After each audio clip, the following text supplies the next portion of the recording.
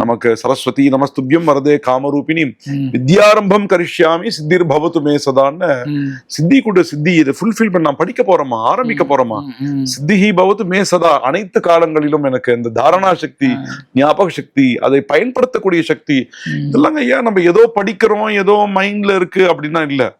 எவ்வளவு பேருக்கு படிச்சது மறக்கிறது, எவ்வளவு பேரால படிச்சது பிராக்டிஸ்ல கொண்டு வர முடியறது பார்த்தோமானால் பூர்வ ஜென்ம சம்பந்தமோ இப்ப தெய்வ அனுகிரகம் இருந்தாதான் அதெல்லாம் வரும்.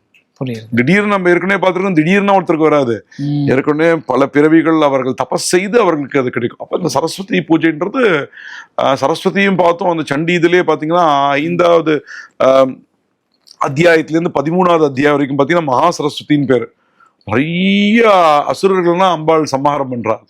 அப்ப தீமைகள் எல்லாம் போக்கி சத்துவகுணம் முழுக்க இருந்ததுனால சரஸ்வதியுடையது பூஜை ரொம்ப முக்கியமானது.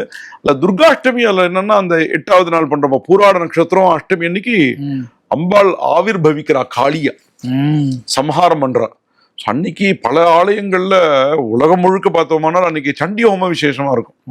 சண்டின்றது பார்த்த பாருங்க, அந்த அசுரனை சம்ஹாரம் பண்றது. தைத்தியானாம் தேகநாசாய பக்தானாம் அபயாயச்ச தாரயந்தி ஆயுதானி யுத்தம். இந்த ஆயுதங்கள் நான் தரிச்சுட்டு இருக்கேன், ஏன் தரிச்சுட்டு இருக்கேன், தீயவர்களை அழிப்பதற்கு, நல்லவர்களை காப்பாற்றுவதற்கு. சோ அந்த அதாவது அந்த அந்த க்ஷத்ரியத்துவம்னு சொல்லுவா, அந்த சம்ஹாரம் பண்றக்கூடிய சக்தி இருக்கணும். எப்ப இருக்கணும்னா தப்பு பண்ணா இருக்கணும், நல்லவர்களையோ குழந்தைகளையோ பாதிப்படையக்கூடாது. யார் தவறு செய்கிறார்களோ நம்ம ஜவான்கள் காப்பாற்றுகிறார்கள். ஆபரேஷன் சிந்தூர் நடந்தது, ஆபரேஷன் மகாதேவ் நடந்தது. நம் நாட்டை காப்பாற்றுவதற்காக, நம்மை காப்பாற்றுவதற்காக நம்முடைய ஜவான்கள் தங்களுடைய உயிர்களை தியாகம் செய்கிறார்கள். அது போன்று இந்த சக்திகளை நாம் பூஜை செய்ய செய்ய என்ன ஆகும்னா நம்மளுடைய நாடு காப்பாற்றப்படும், ராஜாவிற்கு நன்மை ஏற்படும், நாட்டை ஆளக்கூடியவர்களுக்கு நன்மை ஏற்படும். இவர்கள் நன்றாக இருந்தால் நாம் அனைவரும் நன்றாக இருப்போம்.